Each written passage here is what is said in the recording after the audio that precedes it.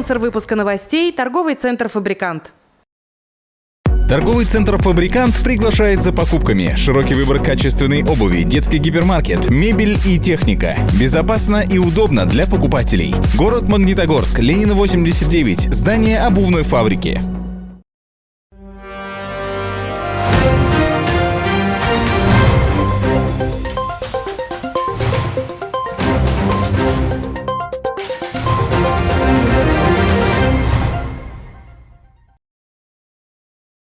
Хау-мыһығыҙ, эфирҙә яңылыҡтар, студияла Фәруәз Рафиҡов. Сибай ҡалаһында инфекцион госпиталь төҙөлөшө көндән-көнө ҡеүәтен арттыра. Ғинуар урталарында ғына был майҙансыҡ ҡулай алан булһа, әлеге көндә бөтә корпустарында металл конструкторлар ҡоролоуы тамамланыуға барып, биналарҙа эстән моторлау эштәре башҡарылып тора.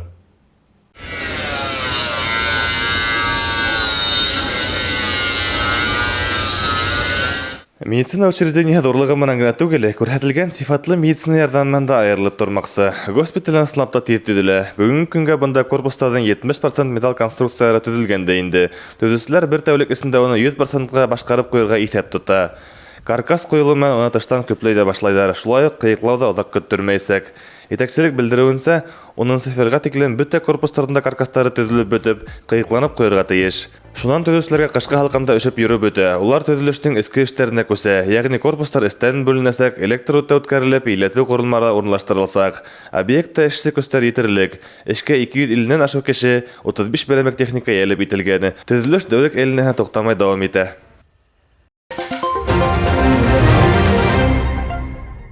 Уҡыусыларҙың күпләп ауырыу сәбәпле ҡаланың барлыҡ мәғариф учреждениелары дистанцион белем биреүгә күсте. Балалар баҡсалары ковидҡа ҡаршы көрәш сараларын күреп, ғәти рәүештә эшләүҙәрен дауам итә.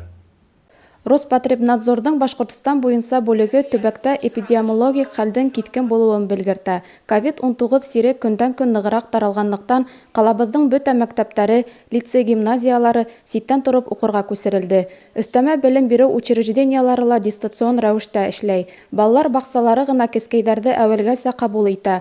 6 февралдә ауырыу йоҡторған уҡыусылар һәм уҡытыусылар хәле буйынса мониторинг уҙғарыласаҡ. Әгәр сирлеләр һаны артһа, әлегә дистанцион уҡытыу дауам ителәсәк. Иҫегеҙгә төшөрәбеҙ, ғинуар аҙағына республикала 73 мәктәп карантинға ябылған. Уларҙың һаны көндән-көн өҫтәлә. 2 февралгә ҡарата алынған мәғлүмәттәр буйынса, Сибайҙа 79 кеше коронавирус йоҡторған. Госпиталдә 24 сирле дауалана, шуларҙың 2-һе реанимацияла ята.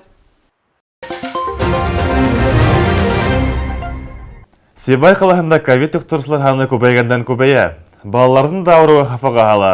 Ҡалалаштарға медицина ярҙамы күрһәтеү маҡсатында өлкәндәр һәм балалар поликлиникаһының эш графигы үҙгәрҙе.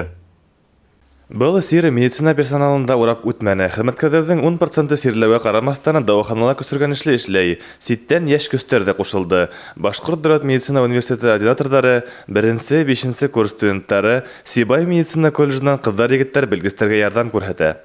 Мы приехали на 3 недели, работаем помощниками врачей-терапевтов, помогаем в поликлинике. Беҙ 3 аҙнаға бында практика үтергә килдек. Башлыса поликлиникала табип-терапевтарға ярҙам итешәбеҙ. Әлеге мәлдә хирург янында шәфҡәт туташы булараҡ ҡабул итеүҙә ултырам. Сирлеләргә анализға, рентген, ЭКГ үтәргә йүнәтмәләр яҙам. Промед программаһына белешмәләр тултырыуҙа миңә йөкмәтелде. Ярҙамға килгән йәштәр кол үҙәктә, регистратурала һәм ковид штабта булыша. Иҫегеҙгә төшөрәбеҙ, поликлиника иртәнге 8 ярҙан киске 10-ға тиклем көн һайын ялһыҙ эшләй. Медицина хеҙмәткәрҙәре киске 9-ға тиклем саҡырыу буйынса өйҙәргә лә барып ауырҙарҙы ҡарай. Балалар поликлиникаһы киске 7-ға тиклем сирлеләрҙе ҡабул итә. ПЦР лабораторияһы тәүлек әйләнәһенә эшләүгә күсте. Вируслы инфекция йоҡтороусылар айырым фильтрҙа бүлектә ҡарала. Өйҙәргә йөрөп хеҙмәтләндергән күсмә бригадалар да бар. Фәруәз Рафиҡов, Александр Юрин, Руслан Кумышков, Любовь Карпова. Яңылыҡтар.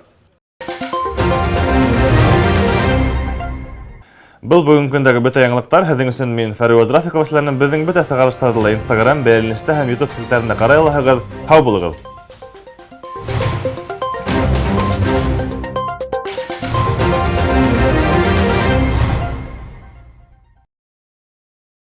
Торговый центр «Фабрикант» приглашает за покупками. Широкий выбор качественной обуви, детский гипермаркет, мебель и техника. Безопасно и удобно для покупателей. Город Магнитогорск, Ленина 89, здание обувной фабрики.